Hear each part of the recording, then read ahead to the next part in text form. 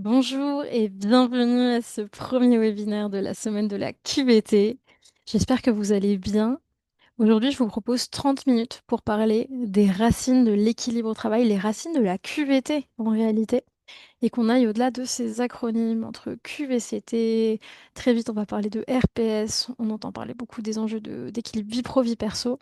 Je vous propose pour démarrer cette semaine en douceur, de déjà poser les fondations, de se demander de quoi on parle, de prendre un petit peu de recul historique pour se demander finalement quelles sont les solutions si on a envie d'adresser les problématiques à leurs racines. Donc déjà, je prends un instant pour me présenter.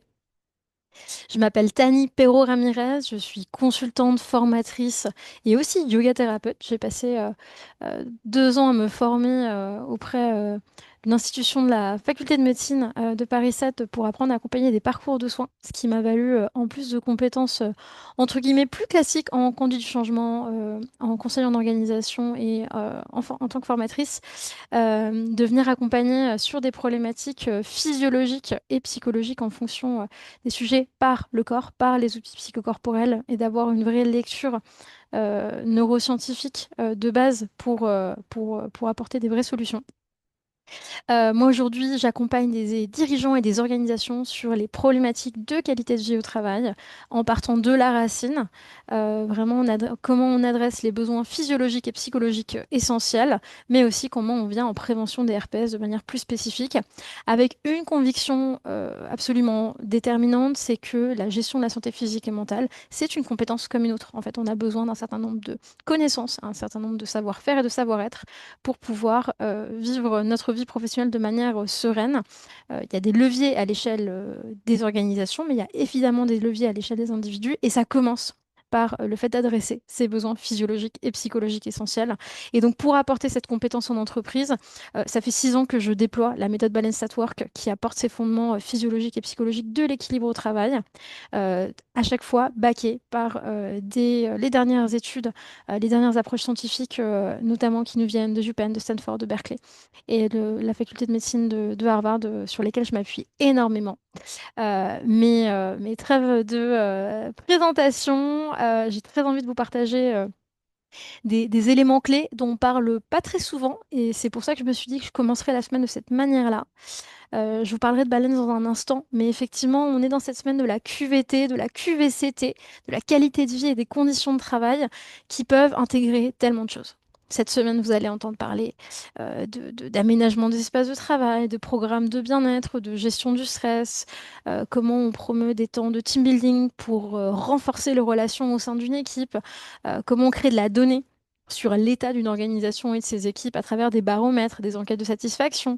On va parler gestion du temps. Bref, tellement de sujets passionnants à aborder quand on parle de QVCT, qu'on peut lier évidemment aux enjeux de risques psychosociaux, comment on prévient les risques psychosociaux, que ce soit en formant les managers à la détection de ces derniers, en mettant des programmes d'accompagnement spécifiques en lien avec la gestion du stress, en lien avec le burn-out. Euh, Même chose, des baromètres, des protocoles différents. Et on entend de plus en plus parler aussi de politiques d'équilibre vie pro, vie perso, qui vont aller de comment on va prendre la parentalité au sein de notre organisation à la question de l'accompagnement des aidants, par exemple. Quel est notre rapport au temps? Comment on lutte contre le présentialisme, mais à l'inverse, on pousse et on accompagne les salariés à être dans leur meilleure productivité, leur meilleure performance. Euh, donc, on se retrouve au milieu de tout ça. Parfois, on s'en mêle un peu les pinceaux. Il y a également des modes qui apparaissent. On entend parler aussi de bien-être et on ne sait pas trop où le placer. Et puis on ne sait pas forcément ce que ça vaut dans l'univers du travail. C'est un terme qui peut être un peu mal connoté. Et on trouve des solutions qui sont plus ou moins scientifiquement backées aussi sur le marché. J'avais envie de vous apporter un petit peu de recul et une lecture un peu historique. Euh, Moi, j'ai eu la chance de faire mes études à Sciences Po et on adore commencer par le contexte quand on est Sciences Piste. Donc, je vous propose d'apporter un petit peu de contexte déjà à cette semaine de la QVT. Et on y va, c'est parti. Euh, je pense que le point de départ, c'est de se demander à quel moment on a commencé à se poser ces questions. Et finalement, ce qui est assez intéressant, c'est que la naissance du questionnement autour des conditions de travail, on peut la situer. On peut la situer en 1912 au Royaume-Uni, où à l'occasion de la première étude sur la complémentarité des rôles, notamment dans la classe ouvrière. On se demandait si on pouvait augmenter leurs horaires de travail ou est-ce que c'était intéressant de les laisser retourner dans leur famille et avoir du temps libre. Finalement, c'était ça la question. Est-ce que le temps libre a un sens économique? Les sociologues de l'époque découvrent que, effectivement, la complémentarité des rôles a un sens.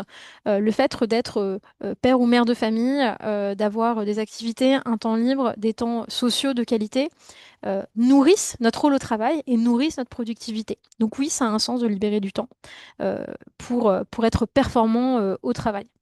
Donc on commence déjà avec cette réflexion très embryonnaire qui va continuer d'être nourrie et qui va prendre des formes extrêmement différentes, mais qui en France en tout cas va se matérialiser dans le développement de ce qu'on appelle la QVCT et dans ce qu'on appelle les RPS. La QVCT, on a vraiment vu une évolution d'une approche qui était plus palliative à une vision qui devient plus systémique. Et on est vraiment dans une période qui est intéressante, challengeante, on l'entend, mais extrêmement intéressante en termes de solutions. Euh, En 2004, on voit apparaître la notion de QVT. C'est la naissance de la semaine de sensibilisation nationale, qui est celle que l'on est en train de vivre aujourd'hui, et qui permet d'intégrer ce nouvel acronyme à l'univers du travail. Un certain nombre de rapports vont venir promouvoir l'intégration et la réflexion sur les conditions et la qualité de vie au travail, avec la responsabilité légale, notamment des salariés, notamment de plus de 50 salariés, voilà, de répondre à un certain nombre de conditions. Et on voit également évidemment l'intégration des risques psychosociaux comme l'un des piliers de la qualité de vie au travail. Plus récemment, depuis le Covid, on a changé la notion de qualité de vie au travail pour qualité de vie et conditions de travail pour vraiment lever toute ambiguïté et vraiment se concentrer sur la notion d'amélioration des conditions de travail. Le monde change, nos conditions de travail changent à vitesse grand V avec la technologie et pour autant, notre santé physique et mentale peut être mise à rude épreuve.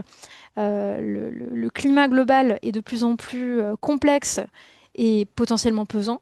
Donc c'est comment on allie tout ça avec une activité économique qui est saine, avec des organisations qui sont saines également. Quelles solutions peuvent venir amener qui soient concrètes et qui soient alignées avec les valeurs de l'entreprise. Donc il y a des choses qui se mettent en place pour le coup depuis le début du 21e siècle, qui prennent forme et qui aujourd'hui, heureusement, se sont largement banalisées. Aujourd'hui, la semaine de la QVT, c'est quelque chose voilà, qui est le rendez-vous annuel et des RH et des organisations de manière générale pour venir parler de ces sujets, voire d'en parler de manière beaucoup plus globale tout au long de l'année. Euh, Pourquoi? Pour venir prévenir, notamment, c'est non seulement aller bien, mais c'est aussi prévenir toutes les difficultés. Et donc, pour le coup, les RPS qui ont été la première étape de reconnaissance de la souffrance individuelle vers la notion de reconnaissance collective. On commence à marquer le lancement juridique avec la loi de modernisation sociale de 2002. Et là, on place vraiment les RPS au cœur de la scène juridique française. Le plan de santé-travail de 2010-2014 intègre les RPS dans les politiques publiques. Donc c'est là qu'on passe à l'échelle. Et ensuite, on détermine les 6 facteurs de RPS qui sont encore la référence aujourd'hui dans le rapport Golag-Body en 2011. Donc on est finalement sur quelque chose qui est relativement récent. Et pour autant aujourd'hui largement banalisé dans les milieux du travail, même si ça reste un challenge évidemment de matérialiser les réponses qu'on apporte, surtout dans un monde du travail qui change. Euh, Ce qui est extrêmement marquant, c'est 2024, la santé mentale marquée comme la grande cause nationale. On voit plusieurs choses pour le coup. Si vous voyez, on a bien marqué. Il y a les années 2000 qui marquent une grande étape d'évolution du monde du travail sur ces problématiques de conditions et de qualité de vie au travail. Euh, et on voit le Covid qui vient accélérer les problématiques et les choses. Pourquoi? Déjà parce qu'on a une nouvelle génération. On a la Gen Z qui arrive sur le milieu du travail et qui va venir prioriser l'équilibre sur le salaire. Aujourd'hui, c'est le premier à second objectif quand on cherche un métier, c'est de s'assurer qu'il y a un équilibre vie pro-vie perso. Ça ne veut pas dire qu'on n'est pas investi dans son métier, ça veut dire qu'aujourd'hui, le salaire ne fait pas tout. Comme me disait un dirigeant récemment, avec un monde qui va si mal, des prix qui sont si élevés, les difficultés qu'on peut rencontrer, je comprends que le temps est redonné et pris une valeur différente. Ça nous embête en tant que dirigeant parce qu'on a envie d'avoir des salariés hyper impliqués. Mais en même temps, je comprends que ils vivent pas dans le même monde que nous et donc leurs critères ont évolué. Et c'est un peu ça. Donc il y a un vrai sujet et finalement il y a vraiment le sujet de qu'est-ce qu'on met derrière équilibre vie pro vie perso parce que c'est pas qu'une question de temps et c'est pas qu'une question de droit à la déconnexion. C'est plus que ça. Et d'ailleurs, on aurait pu parler du droit à la déconnexion, évidemment, dans les droits et la perspective historique. On voit cette santé mentale qui commence à prendre sa place, la santé physique qui commence aussi à pointer du doigt au-delà de la prévention des troubles musculo-squelettiques. Donc, en tout cas, on voit vraiment une évolution progressive de cette problématique qui émerge, qui est multifactorielle et qui croise deux enjeux, l'individu et les facteurs systémiques et organisationnels. Et on retrouve très souvent cette problématique de, OK, mais au-delà des enjeux légaux, où est la responsabilité de l'organisation et jusqu'où elle doit aller? Déjà, pour ça, il faut se rendre compte que cette perspective française, elle n'est pas universelle. On a des manières différentes de parler de qualité de vie au travail en fonction des pays où on se trouve. Aux États-Unis, on va prétendre au bonheur au travail. Malgré leur mode d'organisation qui vont être beaucoup moins protecteurs que les nôtres, on se questionne, en tout cas aujourd'hui, sur comment on crée les conditions de bonheur au travail. Bonheur au travail, qu'est-ce que ça veut dire? Ça veut dire créer des conditions de bien-être et de conscience de ce bien-être. Donc ça veut dire être en capacité d'évaluer, de ressentir et de vivre pleinement cette expérience de bien-être. En Europe, on va vraiment parler de bien-être au travail qui va se décliner après en QVT, en prévention des RPS, en équilibre vie-pro-vie perso. Très vite, en fait, on retrouve ce mot-clé-là qui est plus ou moins connoté, positivement ou négativement, mais en tout cas qu'en France, on va plutôt intégrer, ou en Europe, comme une qualité de vie globale, comme l'état de bonne santé physique, mentale et sociale. Et enfin, si on s'intéresse à une vision un peu, un spectre plus large, il y a vraiment cette notion d'équilibre qui émerge, mais pas juste d'équilibre pro et perso, comme si c'était deux univers distincts, mais vraiment comme une entité à part entière, euh, et qu'on va plutôt définir comme une pratique du bien-être et du bonheur, qui vont inclure l'état de santé global, les qualités relationnelles, le sens et l'engagement de l'individu. Et c'est finalement vers ça qu'on va tendre. Vraiment, c'est vraiment ce que j'observe moi depuis 6 ans que je suis sur ces problématiques-là. C'est que vraiment, on avance dans une vision qui est beaucoup plus holistique et beaucoup plus systémique, où individus et organisations sont co-responsables. On va parler de ce terme dans un instant. Et on va plus que sur une notion de bien-être, on va vers une pratique de ce bien-être et de ce bonheur. Qu'est-ce que ça veut dire pratique? C'est qu'on n'est pas dans un état, on n'est pas sur quelque chose de fixe. Euh, on est sur quelque chose qui se construit au quotidien, qui est évolutif tout autant que le monde évolue et tout autant que l'individu évolue, qu'une organisation évolue. Et donc on rentre sur quelque chose qui est beaucoup plus fluide et qui est plus flexible. Et donc, qu'est-ce que ça nous indique? C'est que pour les organisations, c'est un vrai challenge de dire, OK, comment on crée cette résilience et comment on crée cette culture d'adaptation qui intègre cette notion d'équilibre au pluriel pour en faire un vrai pilier de notre performance, de notre croissance, de notre réussite collective. Et donc c'est là où ça devient intéressant. On voit vraiment quelque chose se passer. La littérature derrière tout ça, la science derrière tout ça ne cesse de se développer. Et ça, nous, pour les experts, c'est vraiment passionnant. On a vraiment la brique psychologie qui se développe depuis les années 90, avec notamment la psychologie positive qui influe énormément dans notre secteur. Donc la psychologie positive, elle a notamment été initiée par un psychiatre qui s'appelle Dr Martin Seligman, qui a créé la théorie du flow, la théorie PERMA, dont je serai amenée à parler demain lors du webinaire sur le diagnostic. On voit une influence française, pour le coup, de la philosophie existentialiste qui questionne le sens, la psychologie humaniste, et on voit progressivement des spécialisations dans cette psychologie positive qui vient s'intéresser notamment au milieu du travail et à la prévention. Donc c'est non seulement psychologie positive, pour précision, on va parler non seulement de comment ne pas aller mal finalement, comment on guérit des pathologies, comment on guérit des maux, on va s'intéresser à comment on développe le potentiel humain, quelles sont les conditions pour aller bien. Parce que ce que disait Seligman, en fait, la naissance de la psychologie positive, c'est finalement lui qui partage une anecdote et qui dit, mais en fait, quand on accompagne un patient et qu'on atteint notre objectif, on se retrouve pas avec quelqu'un qui va bien. On se retrouve avec quelqu'un avec une coquille vide. Et donc, est-ce qu'on a vraiment fait notre travail? Et la psychologie positive, elle naît de là. Elle dit, une fois qu'on a réglé les problèmes, comment on construit du bien-être, comment on construit un équilibre. Et donc, pour le coup, toute cette théorie, elle va venir nourrir comment on développe le potentiel humain.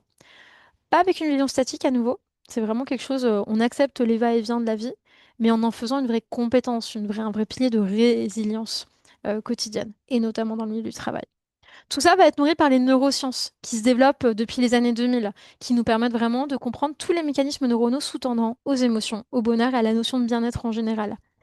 On commence à avoir des tensions dans deux types d'applications. D'un côté, on a des neurosciences qui se mettent au service du bien-être. Donc, comment on va vers un mieux-être des individus. versus de l'optimisation. Et on se retrouve à voir des entreprises chinoises, par exemple, qui se mettent à mettre des casques qui évaluent l'activité. Alors, avec une technologie qui peut être un peu douteuse encore, mais qui va venir analyser l'état cognitif de l'individu pour lui indiquer quand est-ce qu'il doit faire des pauses et en gros comment optimiser sa performance. Donc ça devient un peu Black Mirror euh, dans la logique. Donc on voit cette tension. Et on retrouve dans un débat, âme-cerveau, qui nous sommes, est-ce qu'on est vraiment notre cerveau, est-ce que c'est vraiment ça? Bon voilà, donc des débats assez passionnants finalement, et qu'on commence à voir de plus en plus dans le monde du travail, parce qu'effectivement, bah, on commence à comprendre comment fonctionne notre système nerveux, et en particulier notre système cognitif, hyper intéressant pour comprendre comment travailler ensemble, et de manière durable. Et derrière, bah, on rajoute la dimension collective, la dimension vivre en société, avec les sciences sociales qui s'intéressent au milieu du travail pour le coup de manière historique. Ça commence avec ce qu'on appelait les Subjective Wellbeing Studies qui naissent au Royaume-Uni. Il y a l'économie du bonheur qui se développe, la théorie du conflit travail-famille avec cette notion de rôle complémentaire dont je vous parlais tout à l'heure. Et on commence à voir différents termes qui émergent, l'enrichissement vie pro-vie perso, la conciliation, l'harmonie et l'équilibre. De là naissent la psychologie organisationnelle, des neurosciences appliquées à ce secteur et des théories du management, et en particulier la théorie de la motivation qui va s'intéresser à cette problématique. Donc hyper intéressant parce qu'on commence vraiment à voir tout un background scientifique qui s'intéresse à cette problématique, au début de manière globale et puis de plus en plus de manière spécialisée sur la question du travail, notamment en réponse à des phénomènes déjà l'intérêt croissant pour la notion de bien-être et de potentiel humain, mais évidemment, puis vous me voyez venir, pour ce qu'on appelle les 4 B, le burn-out, le blur-out, donc l'absence de frontières pro-perso, le brown-out, qui est vraiment quand on est dans l'absurdie organisationnelle et on s'en sort pas. Donc c'est ça qui peut nous amener au burn-out derrière. Euh, et le bore-out, qui est vraiment un état d'ennui qui peut lui aussi amener au burn-out en fonction de comment il est géré. Donc, des besoins qui augmentent, en même temps des questionnements sur notre rapport au travail, qui amènent une littérature absolument passionnante sur la question. Et finalement, c'est quoi la racine de tout ça? Pourquoi on se questionne sur ces problématiques-là? Et à la base, quand on parle d'êtres humains qui travaillent dans une organisation au service d'une mission commune, bah, quelle est la racine? Vraiment, quelle est la base, le socle de tout?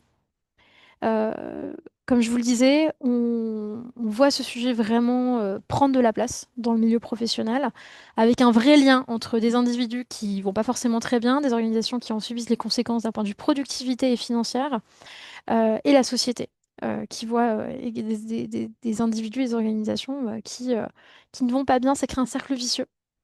Et ça peut même nous questionner sur nos enjeux de société plus globaux. Derrière tout ça, un concept émergent, c'est vraiment la notion de co-responsabilité. On questionne, mais dans tout ça, comment on sort du cercle vicieux? Qui est responsable? On est tous responsables. Et il y a une vraie logique de co-responsabilité qu'en tout cas, nous, on va promouvoir chez Balanced, avec une articulation entre jusqu'où l'individu peut aller et jusqu'où les systèmes, les organisations peuvent aller pour créer des cercles vertueux sur cette problématique et sortir du mode préventif des sujets finalement de RPS et passer dans une logique de QVT réelle qui est finalement des mécanismes d'équilibre et de robustesse. Qui est encore une autre approche. Pourquoi? Parce qu'aujourd'hui, on voit l'épuisement exploser en France et dès le plus jeune âge. On a des chiffres absolument radicaux qui nous montrent que l'expérience de burn-in, burn-out, burn-in c'est l'étape juste avant, donc on n'est pas encore sur le diagnostic de burn-out, euh, mais en tout cas ça peut commencer extrêmement jeune. Pourtant, la notion d'équilibre, pro-perso, la gestion d'une bonne santé, etc., a un impact extrêmement positif et démontré et sur la productivité au travail et sur la limitation du turnover, le fait de garder un engagement des collaborateurs, sur le fait de maintenir limiter, comme je le disais, le turnover. Voilà, favoriser des vrais parcours de vie au sein des organisations et au sein d'organisations qui vont bien. Et enfin, ça a un coût absolument colossal et simplement en santé mentale, à l'échelle mondiale, c'est monstrueux. Et juste en France, c'est 3 milliards par an évalués aujourd'hui dans les entreprises privées. Donc on est vraiment sur quelque chose qui est assez colossal. Et finalement, derrière tout ça, on va dans plein de solutions, on parle de gestion du stress, mais en fait, il nous manque souvent une étape, et nous, c'est vraiment avec ça qu'on démarre. On démarre avec tout simplement poser la question. Peu importe notre rythme de travail, peu importe nos jobs, peu importe nos rythmes respectifs, Est-ce que déjà, on répond à nos besoins physiologiques et psychologiques essentiels? On a déjà des besoins physiologiques primaires à adresser à tout moment. Ça veut dire bien respirer, ce qu'on fait rarement, bouger suffisamment, on connaît les problématiques de sédentarité, avoir une nutrition, une hydratation de qualité. On est souvent mal hydraté. La nutrition est un enjeu national. La qualité du sommeil, qui est également assez décriée ces dernières années. On dort de moins en moins et surtout de moins en moins bien, et les écrans n'aident pas. Et est-ce qu'on a une bonne régulation du stress pour permettre à nos différents systèmes corporels, il y en a 11, de bien s'autoréguler? Et donc, avant d'aller dans des solutions, etc., c'est déjà se demander est-ce que ça, c'est adressé? Est-ce que je permets à mon corps de fonctionner de manière régulière et harmonieuse, de manière normale? Et après, on va traiter d'autres sujets. Mais en fait, assez souvent, et moi, voilà, on a formé plus de 700 personnes aujourd'hui, on voit que quand on commence par adresser ça, bizarrement, il y a trois quarts des problèmes qui tombent parce qu'on se met dans des bonnes conditions pour les résoudre. Et déjà, on se rend compte que si soi-même on va mal, c'est assez logique, mais finalement, au sein d'un groupe, ça va pas forcément bien se passer. Euh, donc, il y a déjà cette première question. Ensuite, au niveau des besoins psychologiques, on a tous des besoins. On a des besoins de sécurité, d'écoute, de communication. Donc, il y a des besoins communs, mais ils sont aussi variables. Et ça aussi, c'est un point qui est extrêmement essentiel à amener dans les organisations, c'est qu'il n'y a pas de solution unique, et il n'y a pas de solution simple, malheureusement. Ça rend le métier passionnant, ça rend le fait d'adresser ça en tant qu'organisation assez passionnant, mais c'est pas simple. Pourquoi? Parce qu'on n'est pas tous câblés de la même manière. Et donc ici, on prend simplement par exemple le modèle DISC, qui est a priori un des plus simples à intégrer au sein d'une organisation, qui nous présente différents profils comportementaux, que je ne vais pas décrire dans le détail aujourd'hui, mais qui vont représenter des besoins psychologiques différents pour être bien, pour être dans un état d'équilibre et de bien-être d'un point de vue psy. Les besoins essentiels vont être légèrement différents. D'accord? On est tous un mélange des quatre couleurs, mais on a souvent une à deux couleurs primaires, plutôt deux. Et donc, il y a des choses qui émergent. Ça veut dire que mes facteurs de stress ne sont pas les mêmes que celui de Jérôme et de Sophie. Mes facteurs de stress ne sont pas les mêmes. Et donc, ça, en tant qu'organisation, il faut aussi savoir accompagner les personnes de manière différente. Et ça se traduit dans des managers qui sont formés et qui sont en capacité de s'adapter et de comprendre aussi, d'avoir un recul sur leur propre profil. On pourrait aller sur ce modèle-là, on peut aller plus loin avec un modèle qui s'appelle PCM, le Process Comme Model. MBTI, ça va un petit peu plus en détail, donc au modèle d'un point de vue organisationnel, j'irai moins là-dessus, mais en tout cas, le message clé ici, c'est de comprendre qu'on a des besoins psychologiques qui sont certes communs, mais qui sont aussi variables dans le sens qu'on n'est pas tous câblés pareil, et donc il y a des besoins différents, et on a besoin d'intégrer ça dans notre logique d'accompagnement des individus au sein d'une organisation pour pouvoir faire sens. Enfin, il y a une vraie question autour de notre rapport à la performance et de notre rapport au temps qui est amélioré. On a une opportunité ici pour sortir d'une vision bêtement linéaire de la performance qui fait euh, des désastres. On a présenté quelques chiffres, on pourrait y passer des heures. Et nous, on va s'appuyer pour le coup sur ce qu'on appelle la théorie de la robustesse, qui va nous inviter à penser la performance comme quelque chose de non linéaire pour le coup, avec des cycles, et notamment des cycles de récupération, puisque rien dans la nature n'est parfaitement linéaire d'un point de vue performance. On pense ici, l'idée c'est de créer un système qui est beaucoup plus solide et qui est capable de répondre aux perturbations. Plus on est à flux tendu tout le temps, plus on est moins en capacité d'adresser les imprévus. C'est là qu'on a des burn-out, des gens qui partent, etc. Plus on crée quelque chose qui a une marge de manœuvre, finalement, c'est un peu ça la logique, plus on est en capacité de répondre à un monde d'imprévus et aux différentes perturbations. Donc l'objectif, c'est ça. Et c'est ça créer en fait des conditions liminales au sein d'une organisation. Donc on pense le capital humain comme une ressource stratégique et on voit que quand on crée des cycles de travail qui sont intelligents et qui sont intelligemment pensés, on augmente la motivation et on réduit les risques et de tension, de conflits, on augmente la performance. Nettement. Donc finalement, quand on met l'équilibre et une réflexion intelligente et stratégique au sein de l'organisation du temps et dans le rapport à la performance, déjà ça change tout. Et donc derrière ça, je l'ai déjà noté, c'est mettre une intelligence derrière notre rythme de travail. Ça ne veut pas dire qu'il n'y a pas d'intensité. Ça fait partie de notre monde. Je ne suis pas du tout en train de questionner ça. Par contre, on peut le faire de manière beaucoup plus intelligente. Déjà en accompagnant les périodes d'intensité, donc en ajustant pour continuer à adresser nos besoins physiologiques et psychologiques essentiels. Et par ailleurs, de réfléchir à, même quand on est un métier à flux tendu, comment on crée des espaces de récupération. En bonne intelligence, ça ne veut pas du tout dire qu'on arrête de travailler, mais ça veut dire qu'il y a des mécanismes qu'on peut mettre en place pour être sûr, d'un point de vue ne serait-ce que physiologique et psychologique, d'être sûr de ne pas venir euh, puiser dans les ressources. C'est vraiment ça, pour bien tenir le coup dans la durée et avoir une vision de la performance qui est long terme. Rentrer dans une culture que j'appelle du marathon.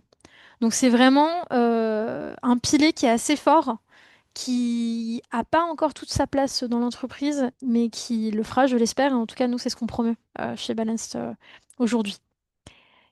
Enfin, et c'est peut-être ça la dernière grande étape ici de réflexion que je voulais vous partager avec ce recul, c'est que quand on parle de QVCT, quand on parle d'équilibre au travail, eh ben, ça ne veut pas dire la même chose, et vous le savez, selon les tranches de vie. Et c'est important d'adresser ça aussi. Quand on est Gen Z, quand on est jeune parent, quand on est en milieu de carrière ou en fin de carrière, ce qu'on met derrière notre équilibre de vie et des bonnes conditions de travail, c'est pas la même chose. Et donc on peut réfléchir à des modalités intelligentes pour avoir une politique qui est cohérente par rapport aux tranches de vie qu'on accompagne au sein d'une organisation et permettre à chacun d'être dans les meilleures conditions possibles pour se réaliser, partager son potentiel et contribuer à la mission commune de l'organisation.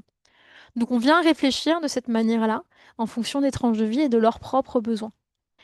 Nous, on le fait avec une méthode en 4 piliers qui sont tous scientifiquement basés et qui va se décliner par tranche d'âge pour le coup. On va s'appuyer sur le modèle PERMA qui permet vraiment d'aller sur les fondations du potentiel humain et de son bien-être, de son équilibre physiologique et psychologique essentiel. On va parler performance et gestion du stress de manière spécifique puisque c'est le challenge qu'on va avoir au sein des organisations. On va parler communication parce que c'est très bien de savoir se gérer, mais si on ne sait pas parler au sein d'une équipe, il n'y a pas d'équilibre non plus. Et on va parler pour le coup un peu plus organisation pro-perso en apportant un vrai recul là-dessus. Bref, on essaie de répondre à cette problématique transverse de manière à avoir l'impact le plus large possible. La manière dont on le fait, c'est ce qu'on appelle la stratégie 25%. Pour avoir un impact systémique au sein d'une organisation, il faut qu'on touche au moins 25% de vos salariés. Cette donnée, elle nous vient de UPenn, qui s'intéressait à la question. Donc, on est sur une donnée sociologique qui s'intéresse à partir de quel moment on a un effet de levier sur un groupe, sur un collectif.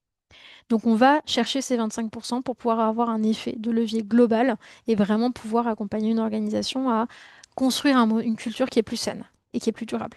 Donc, notre objectif, en tout cas, quand on accompagne les entreprises, c'est ça. On est aujourd'hui 7 experts certifiés avec un vrai ancrage terrain. Notre particularité, c'est que pour l'essentiel, on a tous travaillé en grand groupe, en start-up, en PME. Donc, non seulement on est experts de nos sujets aujourd'hui, mais on a été à la place des organisations qu'on accompagne. On va aussi avoir des professionnels de santé, qui soient neuroscientifiques, neurobiologistes ou médecins. Euh, on a vraiment des compétences qui sont assez extraordinaires avec lesquelles j'ai le plaisir de travailler. Et on met donc ces compétences et ces 10 ans d'expérience au service de cette QVT 2.0 en fait, qu'on veut vraiment amener à la racine des enjeux et pas juste en superficie pour vraiment en faire un levier de développement des organisations qui soit radical. Notre objectif, c'est d'alléger le quotidien des dirigeants des RH avec des solutions les plus concrètes possibles.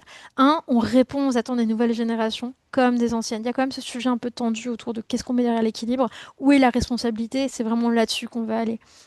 Avec nos solutions, on améliore réellement, et je le répète, à la racine, la qualité de vie des équipes, et on construit une performance qui est durable. C'est vraiment ça notre objectif, euh, en créant pour le coup, in fine, les meilleures conditions et d'attractivité et de rétention.